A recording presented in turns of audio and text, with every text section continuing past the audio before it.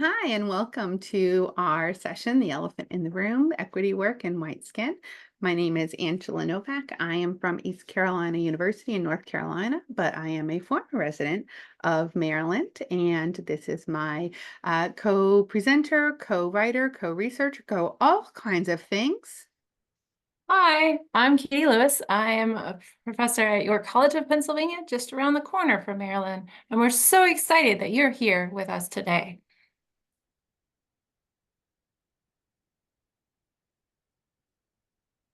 In So this, oh, in this session, we are going to be looking at the understanding and operationalization of equity and justice, moving beyond the concept of the system is broken, and then exploring how to authentically take part in equity and social justice advocacy as a co-conspirator.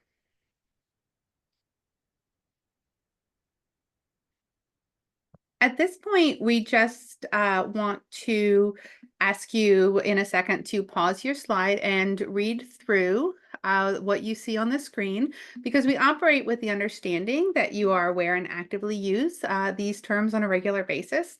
However, having a shared definition is always an important first step in conducting equity trainings.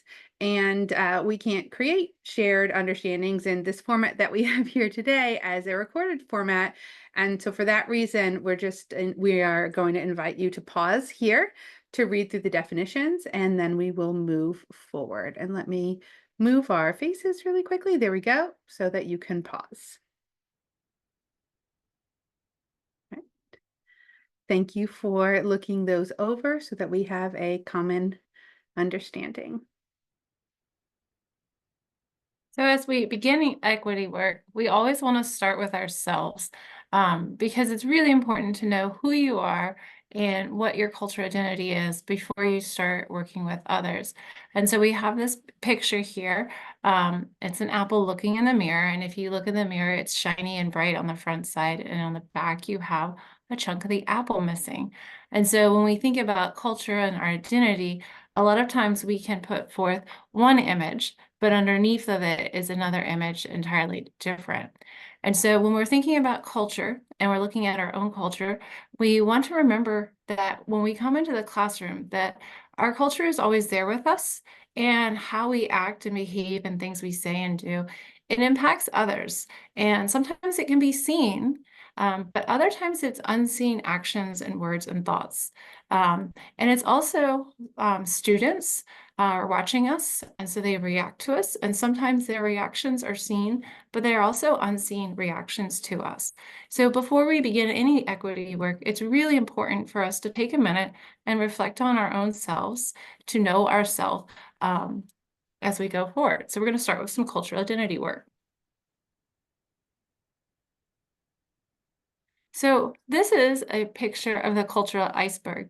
The iceberg model has been used frequently when we think about culture.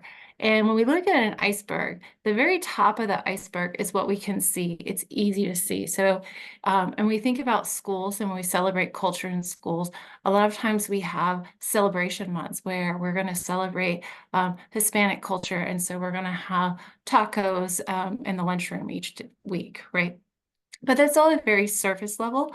And we want to dive deeper, because the stuff that's below the water that's more difficult to see is the stuff that really makes us who we are. And so we really want to dive deep and get to know ourselves. What are our beliefs and assumptions that we have? What body language do we show? How do we talk to people? What's our bubble space? Some people are very close talkers and other people want a lot of space. What are those gender roles that we have in our cultural groups? All of these things come together to make us who we are, and it impacts us in the classroom. And when we think about culture itself, culture is a whole bunch of different things. Culture is the way we live together and how we work and interact.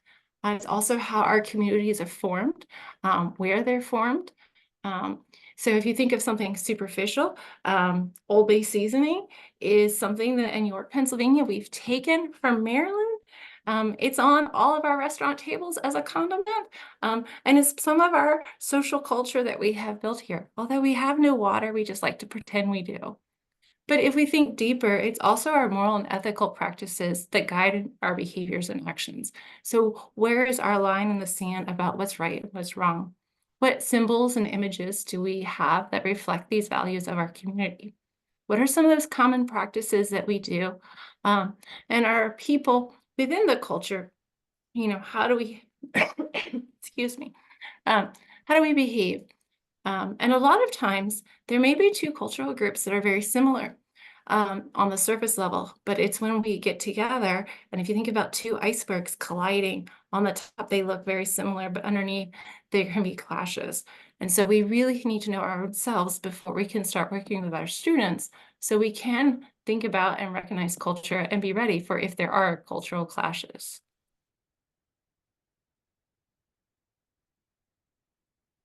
Right. So one way we think about this is through sort of a systems-based approach. And so there's a story that you have this lovely lake. I hope it's lovely for everybody, that's near your house. And then one day you come up and you see this, and sorry, that's not a pleasant image, but you see this one expired fish in that lake. And when you only have this one fish in that lake, you think, oh, okay, well, something happened to the poor fish. It ate a bad leaf. It did something. It got caught on a hook or something happened to excuse me, the fish. So in this educational realm, we think, oh, what's going on a lot of times with this one student. But imagine this was your lakefront, and it's no longer a really happy looking lakefront. I don't know that you want to have buy a new property on this lake, and I'm sure you're not really wild about your property values going down anymore. And so now all of a sudden we're asking, what's happening in the lake, right? It's no longer, when it's at a scale of this magnitude, we can really no longer say it's just one thing, or a common phrase is maybe just one bad apple, right? It's clearly there's more than one bad apple fish here. There's a consistent problem. And so at this point, we say we need to start analyzing the water, right? What's happening at this? And I'm just going to switch this so we go back to the nice, pretty lake. And so what we think about in terms of doing some of this work is this idea of looking at it as a systems approach. And that is, we're not just looking at the fish. We're not saying what's wrong with this one fish. We're looking at all of the systems that go into the lake. So it could be what's happening up here at this location up here. We're looking at rainfall. We're looking at all of the ecological systems and the man-made systems that are impacting this lake, not just saying, oh, I guess all the fish had some bad algae that day. And so that is the groundwater approach to thinking about equities, and specifically racial equity. And so if you're interested in the groundwater approach specifically, there is actually a free download, free once you give them your email address, download on the Racial Equity Institute's homepage. It's about 15-20 pages or so, and it kind of goes through this explanation. It's a great way of starting off this sort of conversation about how do we get from thinking about just one individual problem or thought to looking across systems. And one thing to keep in mind about racial inequity in particular is that we know from work and research is that racial inequities look very similar across systems, whether it's in the medical field, the educational field, in housing. These inequities are persistent. that a lot of times what people will do is say, well, it's a poverty issue, or it's based on income level and that kind of thing. That does not explain the level of racial inequity. And so we really have to uh, draw out those inferences that some people are making and say, okay, there can be poverty, there can be economic occurrences going on, but that's not that systemic, that's not that groundwater issue, right? That's not what's really happening beneath the surface. And that regardless of individual people's culture or behavior, that these inequities are caused at the systemic level, at the systems and structural level. And so, yes, we can redirect, and professional learning, what Katie and I do is a huge piece of that, is working to help people move beyond these systems of biases. But that only corrects, if you will, the fish, right? It only feeds that one fish. It doesn't help fix the lake, right? We have to fix the system. And so one of the specific systems that we have is this system of white supremacy or white supremacy culture. And let me move our heads real quick over here. And this is a graphic, and you can get it from White Supremacy Culture Info or .info. And these are different aspects of white supremacy culture. And this is a really important factor to remember, that white supremacy culture is not the same as white culture. This is a specific set of attributes that are infused in our system since literally America was formed, but before America was formed as a nation, but in the grounding of America as a nation. And one of the biggest ones I think we see a lot in gifted education is belief in one right way, that there's only this one way to do it. There's only one way to have programs. This is the best way. And so there's that one. And then either or thinking is another one that I personally see as particularly pervasive. And the antithesis to that is the idea of both and thinking.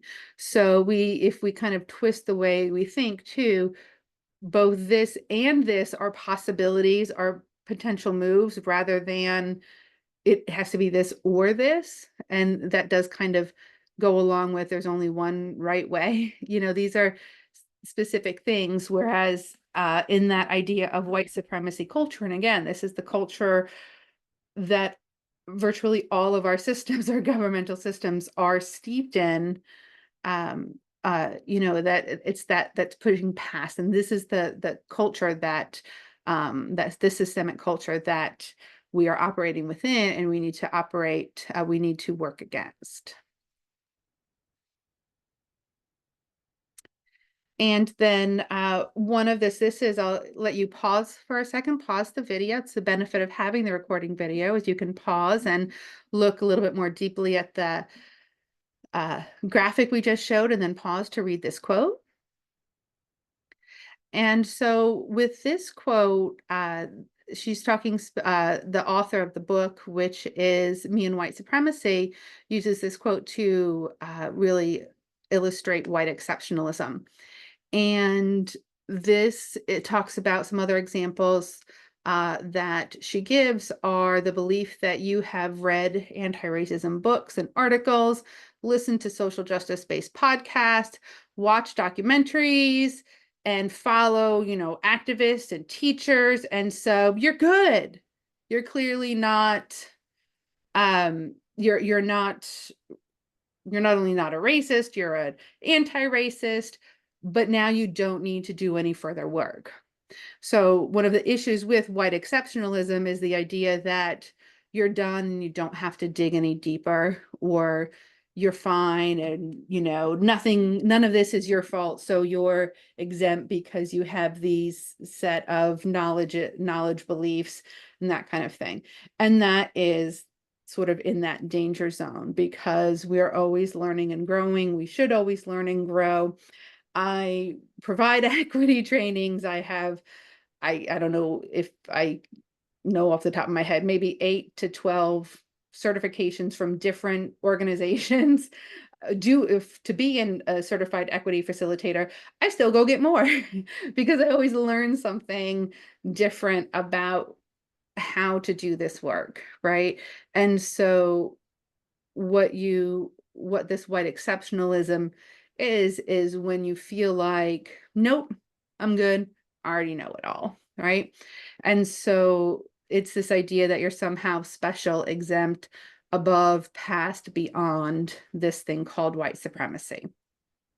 And I think, to just jump in here, you guys are all here at our session. You're all going through professional learning, so you are engaged in this conversation. And sometimes we don't know how to get started. How do I stand up? How do I speak? What should I say? What shouldn't I say? So you're on the right track. You're doing good. Absolutely. And thank you for being here with us. That one, I like to share that one because that one, when I was reading Me and White Supremacy, I actually have it right here. That's the one that caught me by, I really had to think and reflect what I was doing that fit into the category of white exceptionalism, and how did I how did I work on that, and so that's sort of why I bring that one up is you're here and you're doing this and you want to engage in this. So it's a really important, that one had a lot of, had a lot of meaning for me.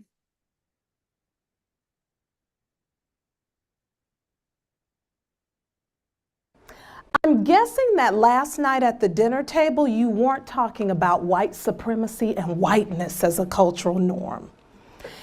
And I figured this morning, as you were preparing to come here, the topics power, privilege, and oppression weren't on your mind. Now, I'm saying these things jokingly, but the reality is our society has socialized us to not raise critical questions about these topics. So we invite you to pause again here so that you can watch the rest of the video. And Katie's going to go over, hopefully this works. No, it worked when I practiced it. So, all right, so we're all pausing. You've watched the video. You can click on the QR code or toggle the links. After watching the video clip, we want you to pause and reflect about what you just heard.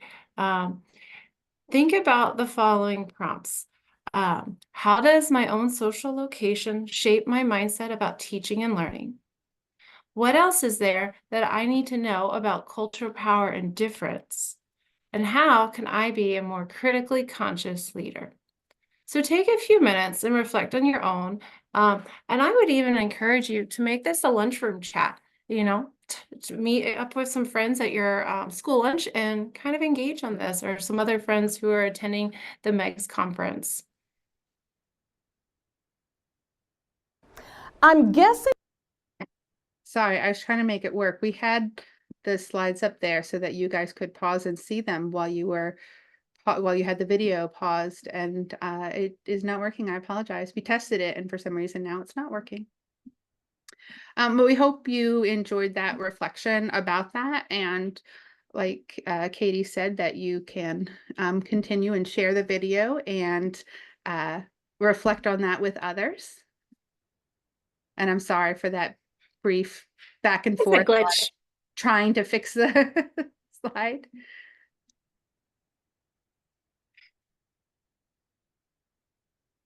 Katie, do you want to talk about this? Sure. So when we are thinking about equity and we're talking about some issues that sometimes we feel a little uncomfortable with, we want to step forward. We want to expect this. We want to face our fears. We want to face the questions, the uncertainties, um, and we want to grow through asking questions and disrupt the things around us. I think sometimes, especially as a white person, we're afraid to ask questions. We're afraid to think about certain things. But really, you need to be respectful and jump in.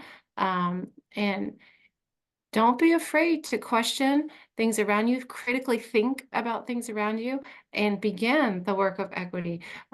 We all need you.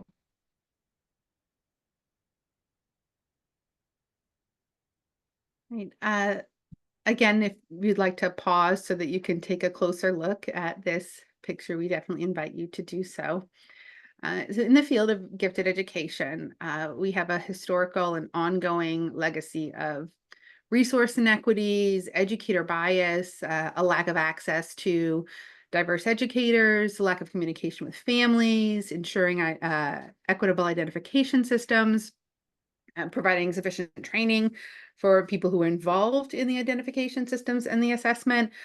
So when people outside of the field of gifted, really have this backlash against gifted education because of inequity, my first response is, yeah, you're right. I get it. I understand. Um, and so, the goal that I kind of talk about is we're going forward. We're moving. This is work that we're doing. This is work that we have been doing for a while, and that we're continuing to move forward. And so what we want to talk a bit about is just sort of this idea of allies, accomplices, co-conspirators. Some people use these terms interchangeably. And if you mean the same thing, vocabulary is as vocabulary does, but they do have very significant meanings in terms of what they each entail.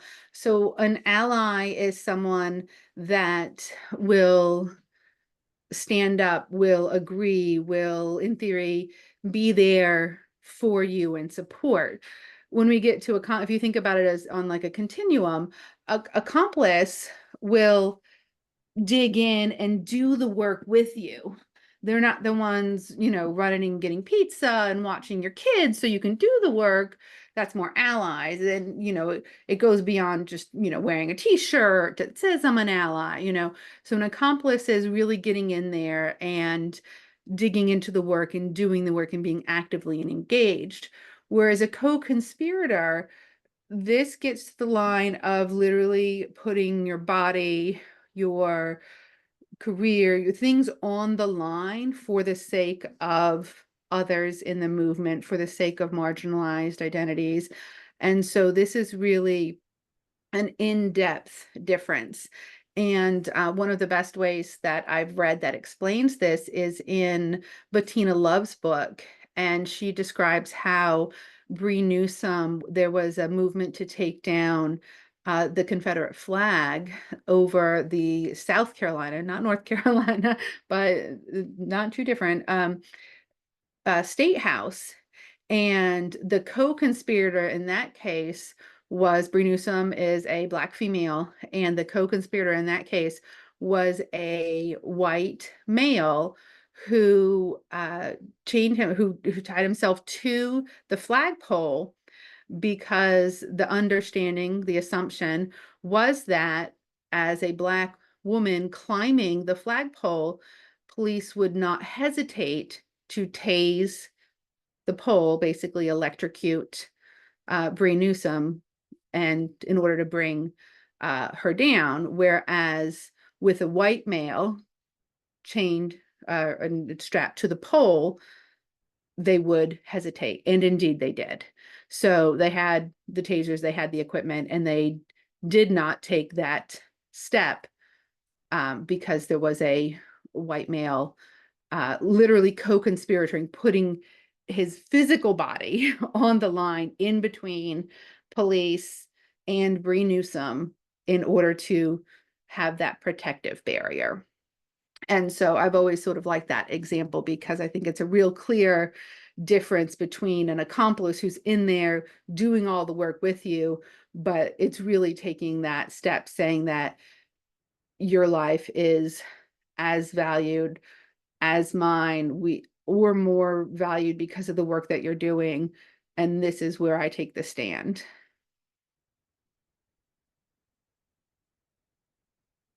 And again, we'll invite you to pause here so you can read this. We don't pause our voices for long because we know you pausing can take as much time to pause as you'd like. But this quote in particular, and you can see the aspects that are bolded, really speaks to kind of what we've talked about and where we're going next. And that is these ethical principles in equity training. And the first is do no harm. I like to, I won't put I don't have this in writing, but I like to say do no harm, but take no silliness. You can adjust silliness for other words.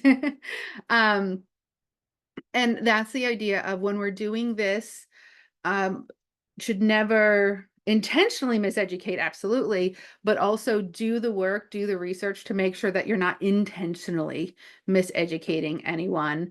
And then certainly also make sure that what you're doing in the name of equity work is not creating any kind of harmful or negative environment, particularly for people of color, historically marginalized identities, and historically othered identities. So there is that in sort of the creating space aspect. I've had students who often share with me that they've been asked to speak for the Black perspective in their class, or the Latina perspective in their class, because they're, in some of their classes, the only one. And that really, the teacher thinks that they're doing this right movement by trying to honor an authentic voice, and and so sometimes some of these things are not meant in a negative way, but it does cause harm to the individual, and so we kind of have to think through some of those practices. The next is equity is a part of ethics. And in North Carolina here, we're under a huge new push to remove equity and other terminology from anything that we do in public facing websites or documents or anything like that. And I should have mentioned at the beginning that while I am from East Carolina University, I do not speak for the university. I'm supposed to say that, so I now have. But equity is truly embedded, and equity and ethics are hand in hand. The third principle is to acknowledge identity and positionality. Storytelling is great for this, but also, just like Katie shared with the slide with the apple, and talking about being aware of who you are and what you're bringing into this space. Sometimes as we do this equity work in white skin, it can look like, well, why is it you that's leading this training? I have a really good friend who refuses as a Black scholar to sit on a diversity and equity committee, saying that she's done. She's sat on enough of these committees in her space. It's time for someone else to do the work. That's one opinion. It's not, the opinion of everyone, but there's acknowledge your identity and your positioning, what brings you to this work, how you came about this work through that kind of storytelling, but also acknowledge that you have a part in this history as a white individual. I tend to say that my ancestors, whether it was specifically them or white ancestors in general, they created the system.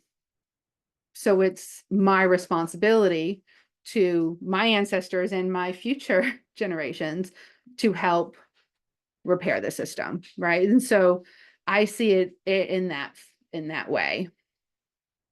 And then finally, the three, or as Katie pointed out to me, the 6 C's. And these are just sort of pieces that when we think about ethics in equity training, to remember how we come into equity training. And that is, with compassionate curiosity, we're centering humanity. We're acknowledging what we don't know, but trying not to put anyone from a historically marginalized or othered position into the job of answering those questions, but doing our own research to figure things out, that we're always willing to learn and grow, establishing norms, ideally with the community, but really working to make sure those norms themselves are equitable. Collaborative connection, and is really about both the connections that we make and how we make the connections. And collectivity really is just, it's a founding principle in equity work. Miriam Makaba says that collectivity works because everything worthwhile is done with others. And then we think about interconnectionness. This is a really big piece, particularly in indigenous cultures and wisdom. And they recognize that interconnectedness of all living things. And it's part of a sacred circle of life, and that's central to the pedagogy within the First Nations educational system.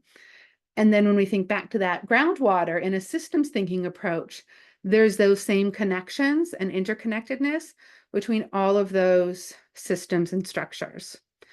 And then again, with collaborative connections, part of the ethics that you want to adhere to is doing pulse checks, checking in, making sure people are doing well, and honoring lived experiences. You can say, oh, well, I've never had that issue, all you want. But if someone's saying, I'm having this, reaction, honoring what people say as their lived truth. And then finally, courageous conviction. Martin Luther King Jr. said the time is always right to do what's right, or to do right. And so, the work we do in equity really takes heart and strength and effort. And sometimes it just feels like we're shouting into the wind, but we need that courage to keep going on, to sustain. And part of that courage is in our purpose, is in our why.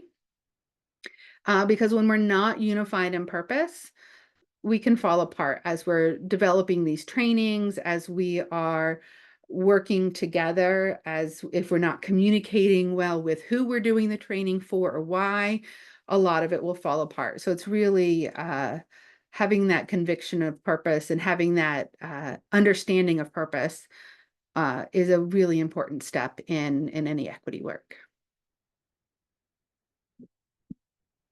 So next we wanted to talk a little bit about Peggy McIntosh's Invisible Knapsack.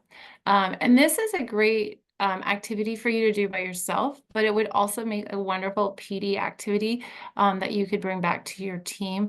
Angela and I have done this once when we were stranded in an airport on our way to a training.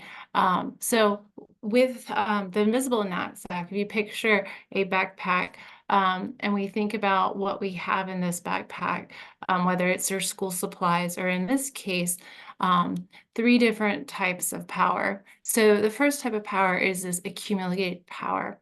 And so on a daily basis, reflecting on yourself, what did I have to do? What do I have that I didn't earn? So when we're thinking about that, our work in equity should include asking that question, what do I have that I didn't have to earn? But also, who built the system and who's keeping the system going? So we can see this privilege in the classroom spaces, which students are being invited into our gifted education programs because they ask a whole lot of questions versus those students who we're not inviting into our classroom. Thinking also about this is the power of normal. And so here, if you think about if you were to have a first aid kit, and we opened up the first aid kit. With that first aid kit, have flesh-colored Band-Aids that would match your skin tone. You know, often those first aid kits have only matched white tones of people. And so this again is something that's not normal, right? So if we think about products that white people need for our hair, you know, if we go down the Target aisle labeled for hair care, rather than perhaps a smaller section of ethnic hair products. Or if I went to the grocery store, you know, and I'm looking through the grocery store for different food options, you know, are those food options in this grocery store those that reflect the cultural traditions of all people, or is it the cultural traditions of most white people? And the third thing within our invisible next set is this power of the benefit of doubt. We know white people are less likely to be followed, interrogated, or searched by law enforcement officers because they look suspicious. You know, our white people's skin tones will not be the main reason people hesitate to trust their credit or financial responsibility. Think about a crime. You know, if a person is accused of crime and they are white, they're more likely to be presumed innocent, and less likely to be sentenced to death, or more likely to be portrayed, you know, as fair and honest in the media. Um, Again, when we're thinking about all these things, we're looking for opportunities that are just there. So that all comes into our white privilege. And so this is a good activity to reflect on for yourself, but also thinking about bringing it back to your team and doing it together, and then, you know, reflecting as a group. But as we were reflecting, we want to keep in mind our ethical principle of doing no harm. Um, there are plenty of activities that we can bring into professional learning to help draw awareness to white privilege. But some of these activities are not actually the best activity for doing it. One example is the privilege walk, which was very popular for a while, where you have everybody stand up on a line and then you take one step forward or two steps back. But this privilege walk can actually be very problematic, and it is not progressing equity work forward. Instead, it's actually taking us a step backwards.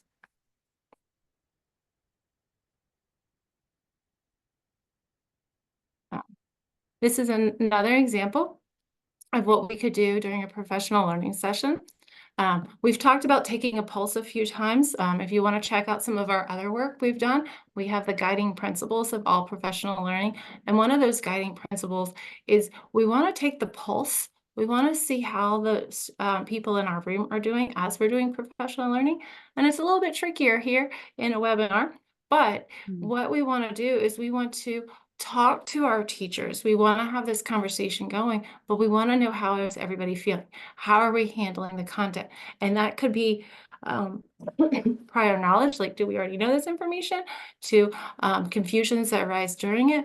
But especially during equity work, we want to make sure that everybody is still within that learning zone. So we have a color scale here that we could use. So for gray, for instance, means confusion. So whatever we're covering, I'm a little bit confused. I need to take a few steps back to process this information, right? I need some think time.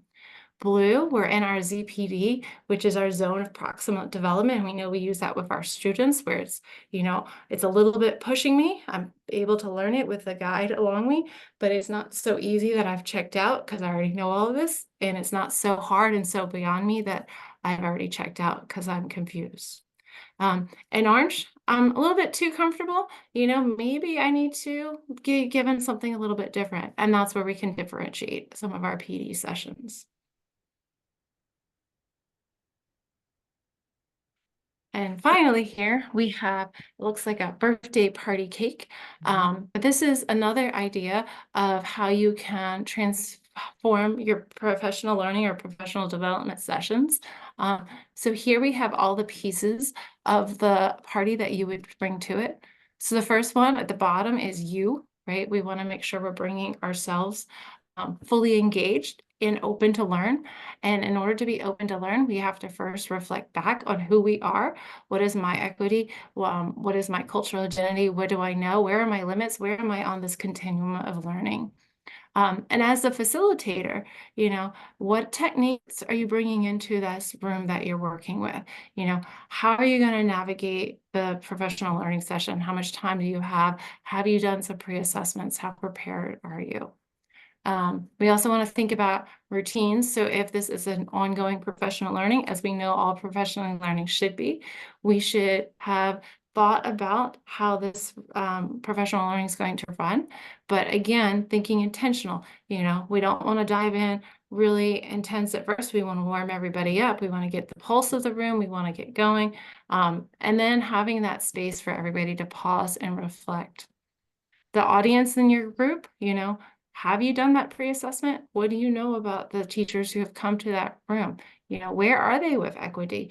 Are they open-minded? Are they not so open-minded? How comfortable are they with each other?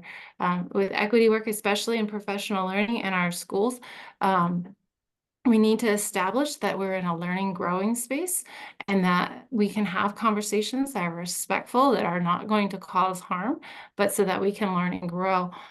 Especially for new faculty members who may be hesitant of asking questions and questioning because of their untenured status within the school district. And of course, we want to share purpose with our audience, just like we share with our students in the classroom. We want to build that buy-in. How are we developing our gifted education program? How are we going to move forward with equity? How are we looking for our marginalized student populations in our schools? How are we modifying our curriculum? All of those pieces together.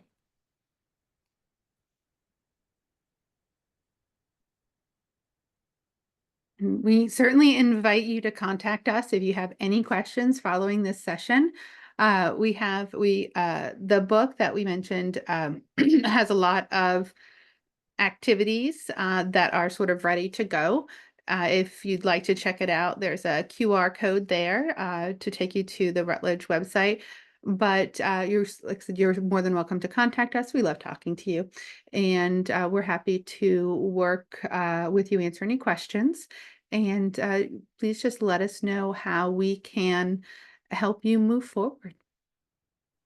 Thank you for joining us. And if you want to see us in person, feel free to come to Baltimore in the springtime to the CEC, the Council for Exceptional Children's Conference. We will be there presenting in real life so we can dive in a little bit deeper. Have a great night or day.